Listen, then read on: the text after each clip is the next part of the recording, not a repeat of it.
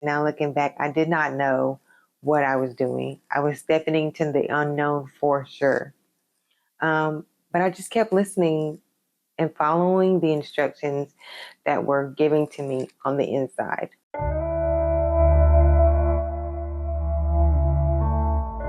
Hey y'all, welcome back to my channel, Respectfully C. It's been a minute, but I'm back. Today I wanted to talk about trusting the process, or should I say, are you trusting the process? Currently, I'm in a time of my life right now where I'm having to trust the process, and this isn't the first time I've had to trust the process, and I'm pretty sure it won't be the last. But I wanted to talk about this because I feel like a lot of people are being in this time of having to trust the process and they don't really understand what that means, or like they're not sure how to trust the process. So today I'm here to talk about a couple of times I've had to trust the process and about how, even with this channel right now, I'm having to trust the process. So I'm going to grab my notebook because I did make some notes. And so we're going to just bounce off of that. So let's see. Right here I have, are you trusting the process? So the first time I realized that I was having to trust the process was when I packed up my bags after I graduated college and moved to Houston, Texas. During that time of my life, it was a very, very difficult time. It was a difficult time because I was ending a relationship. I was getting out of college and I wasn't really sure what was happening next in my life. I wasn't really sure where I was headed. I was given an invitation to come to Houston and live. And so when the time was right, I had to make a quick, fast decision to move to Houston. And so I did.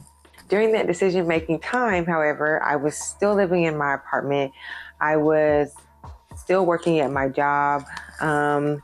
Like I said, I was ending a relationship. So like I was kind of still in it, but I was like out of it. There was a lot. I was still basically living my life when the time for me to move to Houston came along. I remember the day very vividly.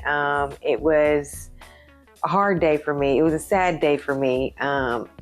It was a traumatic day for me. That day I had went to work, and like I said, during this time I was in the middle of a relationship, so things were crazy at that time. I went to work and I had left my phone in the car. When I realized I had left my phone in the car, I had contacted the person I was dating at the time on my computer at my desk, and I was like, hey, I left my phone. Can you bring it back? Mind you, before I even sent that message, that person had already messaged me and let me know, hey, I found your phone. Everything in that message let me know that once they found my phone, they went through my phone. And so them going through my phone sent a volcano all the way to the heavens and back down. So with that, I was like, man, it's time for me to get out of here. I got to get out of here. What can I do? When can I do it? How fast can I do it? So left work, quit my job, tried to find my landlord all day long, found my landlord, tried to negotiate a way to break my lease, broke my lease, cleaned out my apartment, sold my car, and within 24, 48 hours, I was in Houston. Prior to that, within those 24 to 48 hours, it was a big hesitant. I was hesitant. I was very, very hesitant about it. Like, I was like, man, should I move to Houston? Like, man, should I move to Houston? The invitation was given to me maybe a month or two before. I received the invitation from, at that point in time, she was a friend. She had graduated before me.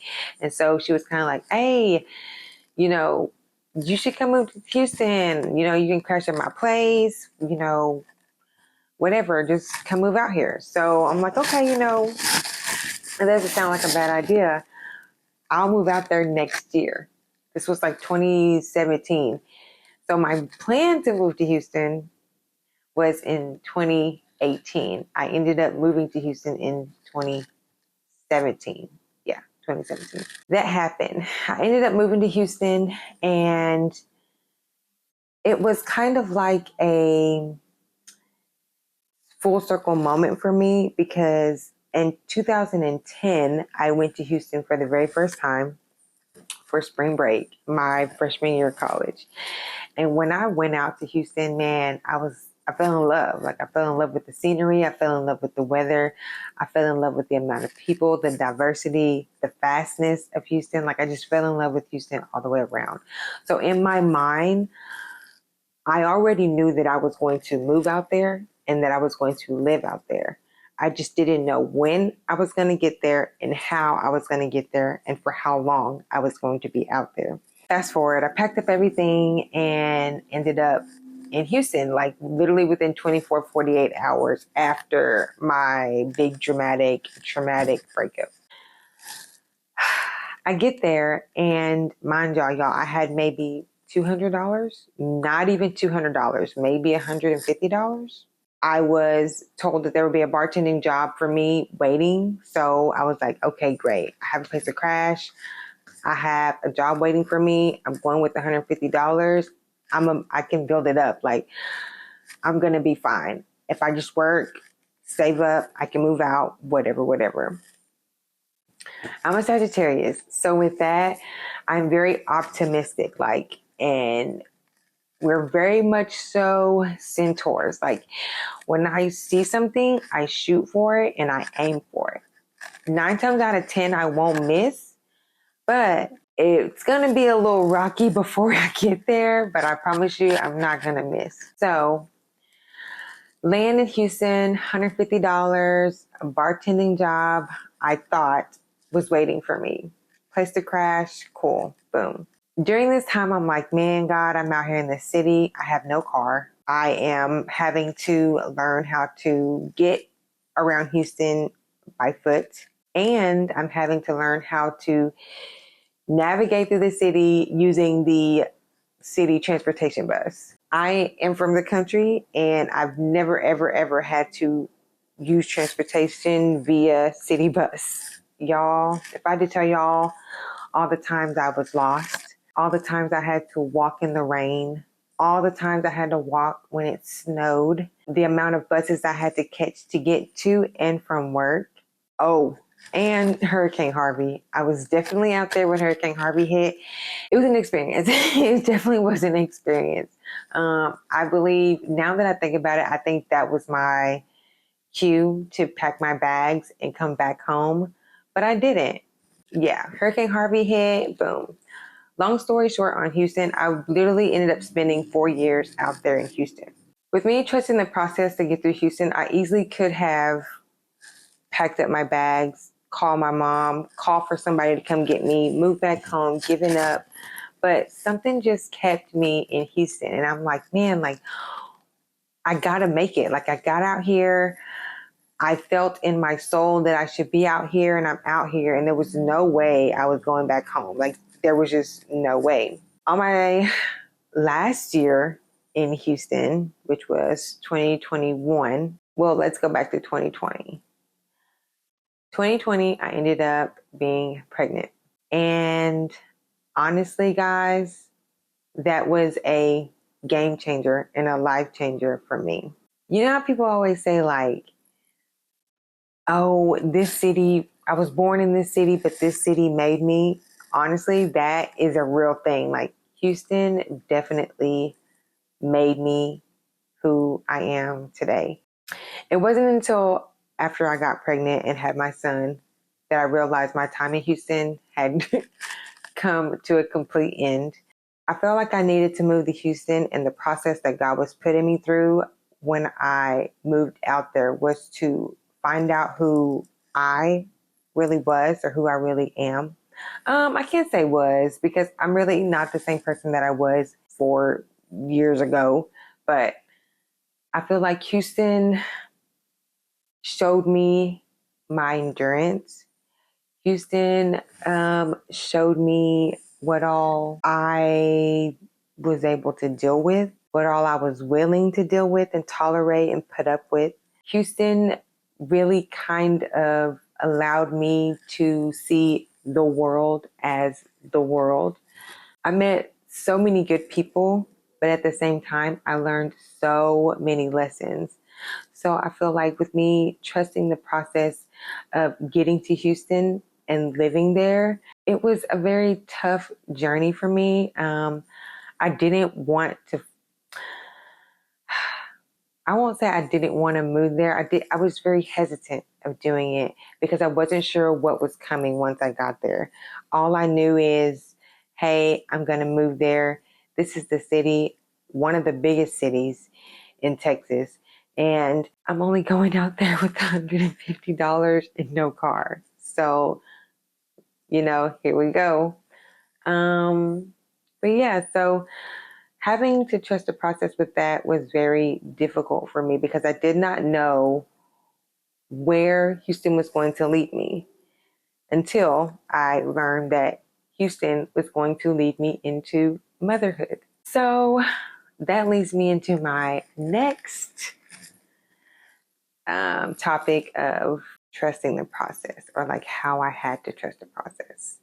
Giving birth was my next test of trusting the process out in Houston.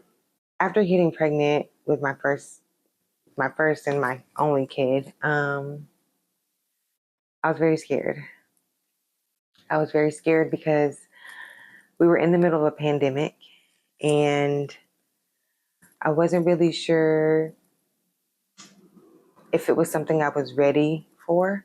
I wasn't really sure if it was something that I was going to be strong enough for. I wasn't really sure if I was just going to be a good mom. In 2020, I ended up being pregnant and I was immediately forced into making a decision to either keep my son or not. Abortion was definitely on the table, not for me, but for my partner at the time.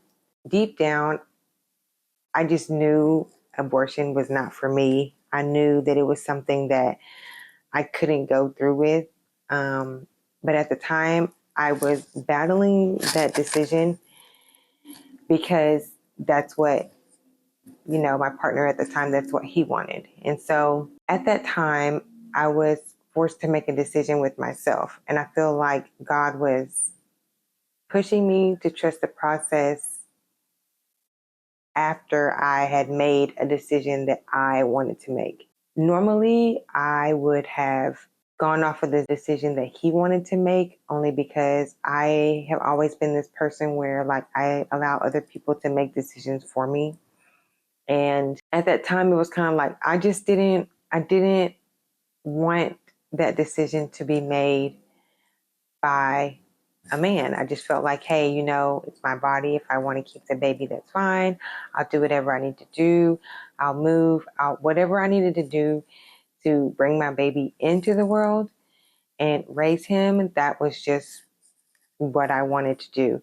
And with me making the decision to keep him, I believe that led me into another process that I had to trust.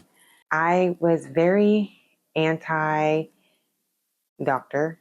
I am very much on the holistic side of things. I started out with an OBGYN and then I don't know, I just had something that said, let's go find a midwife. So I did that. Before all of that, once I told my partner at the time that I was going to keep my child, he decided to disappear. Didn't want any communication, didn't want anything to do with me anymore. And when I say that broke me down, it broke me down because we're still in a middle of a pandemic. I'm out here at the beginning of my pregnancy, so I still had 9 full months to go. I've never been pregnant before. I was genuinely basically trying to make him stay with me and trying to get him to understand, hey, like, we can do this. This can work. Like, I can figure it out. And all at the same time, he was just like he was against everything. Once it clicked into my head that, hey, I'm going to be doing this alone. This is something that I'm going to have to do by myself. I began to ease up a little bit from him and just start focusing on myself a little bit. And during that time, I felt like, man, especially now that I look back, like I was having to trust that everything was going to be okay, because it was the environment that I had put myself in after we decided to go our separate ways. It was a peaceful environment, y'all. Like, I came home every day. I set up my tones, my sounds, my nature sounds. I started to change the music that I listened to. I began to stop listening to music with lyrics in them, and I just began to listen to nature sounds or just lo-fi chill beats every day.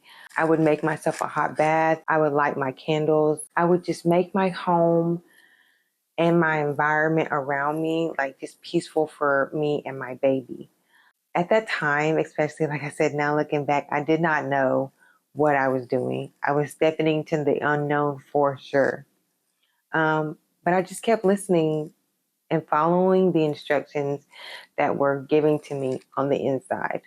I feel like when we are being pushed into new cycles in our life and we're having to step into the unknown as well as step outside of our comfort zones, it's a very, very, very scary place to be. We're hesitant. We're full of fear. We're dwindling back and forth, like with, hey, man, this felt good, so I'm just going to stay over here. But at the same time, it's like, man, like, I know I should be doing this right now, so let me just try to do this and just, see how long I can handle it or see what happens. As time went by with me in my pregnancy and I was getting bigger, I began taking myself to my own doctor's appointments. I began, you know, watching what I ate, making sure I walked at least a mile every day, just doing things that I heard inside of my body. Like, what I mean by following instructions is like when you're in the middle of being asked to trust a process, or when you're in the middle of trusting a process, instructions are going to be downloaded into your body and you can choose to follow them or not. And I feel like not every single time was I trusting those instructions and following them. And not every time was I following those instructions with faith. Sometimes I was just like, all right, like, if this is what I'm supposed to be doing, let's do it. And then there were times when I felt like, man, this is what I'm supposed to be doing. I'm about to do this wholeheartedly. And that's it. Like, I'm just going to follow and see what happens. So I found myself, like I said, following the instructions that were downloaded into me. And by downloaded, I mean like put into your body. So let me just fast forward a little bit. Whenever I was giving birth, I gave a natural birth inside of a bathtub with my midwife, and my mom was there. Prior to my baby coming into the world, I literally heard on the inside of my body, get up and get onto your knees, on your hands and your knees in the bathtub. Because I was having a hard time like getting him out on my back, I heard in my body, hey, get up on your hands and knees. As soon as I did that, y'all, I swear to God, I pushed like maybe 3 times, and I reached down and I pulled my baby out. And I did, I just pulled him out, and I was just like, holy shit, like, I just fucking did this. So that is what I mean by instructions being downloaded into your body and you follow them. After that whole process, y'all, and my baby was here, I got my baby out of me, I got him home, I realized I was put into another test of trusting the process. After that, I realized it was time for me to leave Houston. Leaving Houston was very hard for me. It was hard for me because that is where my son was born. His siblings are there. His dad is there. And, I didn't want to pull away from him in that way. But I also knew that the best thing for both of us right now was for me to pack my things and my son and get the hell out of there, because I was going to need the help. I was going to need the help. I was going to need the peace. I was going to need someone around me other than just me with a newborn baby, period. Around 2 months after my son was, you know, born, I decided to pack us up and move back home. That was a lot for me because in my mind, personally, I felt like I was downgrading. I felt like I was being taken all the way back, literally to square one, which in a way I was, but how I see it now versus how I was seeing it then was a whole different way. So at that time, I was like, man, I don't want to move back there. I'm not going to have many options. I'm not going to have any friends, which I didn't really have any friends in Houston anyway. I did have some, but at that time, they were just work friends. So my personal life was literally me. I also just I didn't want to be back in a place where I felt like there was no one around me rising to the occasion. So I kind of felt like, this is not the best move I could ever make, but at the same time, it was a move for me that I needed to make, not only for me, but for my son. So, boom, packed up, moved back home. Around 8 months after my son and I moved back home, when I moved back home, I had a job waiting for me. I started working. My son, I put him into a very well trusted daycare. And things were going swell. 8 months after I came home with my son unexpectedly passed away. And that really, even to this day, I kind of somehow deep down feel like, man, I should not have made that move. Or, man, did that move have something to do with his death? But even though I feel like the move affected me in a very bad way sometimes, I still feel like the move was needed. Since my son's passing, I have received so many blessings and so many gifts in so many different ways. I feel like my son has opened many doors for me since he's been on the other side. I have met new people.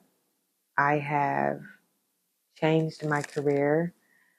I'm starting this channel.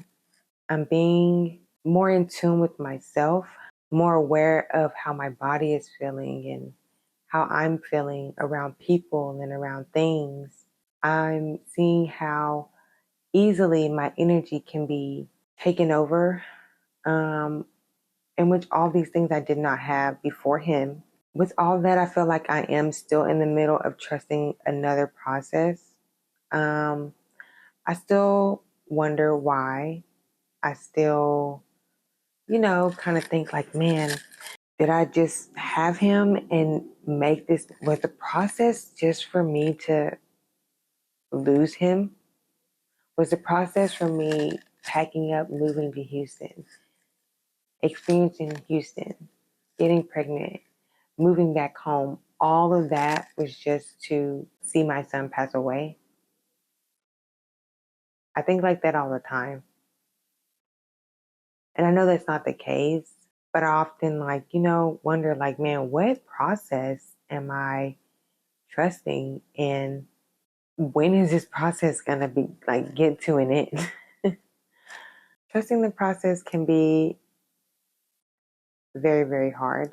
It can be so hard to the point to where you just don't even understand how you got here. I feel like my past or the past 5, 6 years of my life have been a complete dream. I sometimes literally feel like my life has been a dream. And I'm not really sure what God is pushing toward me. I'm not really sure what is coming my way. I have stepped into the unknown so many times. And like I mentioned earlier, with my optimism, it's just been like, it's so easy for me to try things out and just see how it goes and hope and wish for the best. But I do wholeheartedly believe that God has something greatly in store for me. And I'm in the middle of that process now, and I'm trying to trust it. I'm trying to understand it. It is not easy. I find myself crying a lot, or I find myself just kind of like, what? But I also have this feeling that everything happens for a reason. Everything has its own timing. A lot of things happen to us and a lot of situations happen to us and we don't know why, but they happen. And what we don't also realize is that once those things happen and we look back at like where we just came from, like a lot of time we just trusted the process and we just really didn't even know it. Today, I found myself earlier on my walk and I was thinking about, man, what am I going to talk about? This channel is another process that I'm going to have to trust.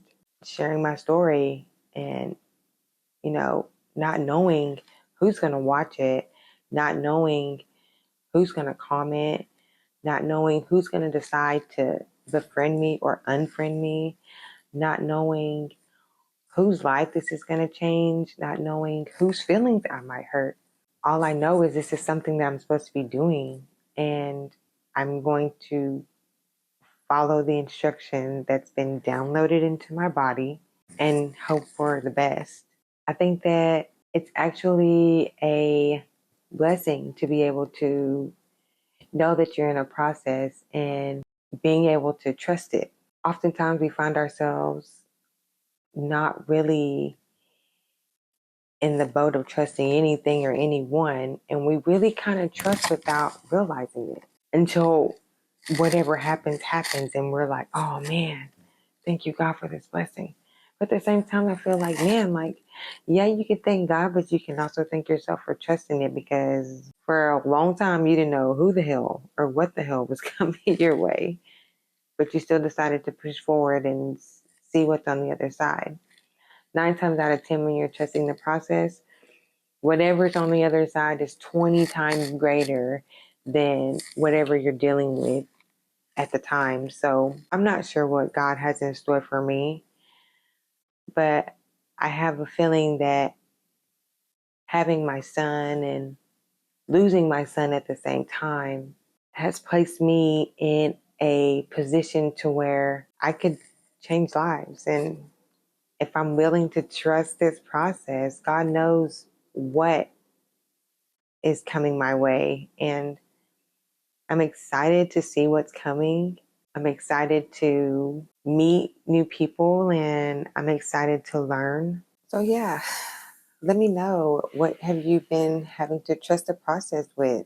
What are you having to step out into the unknown with?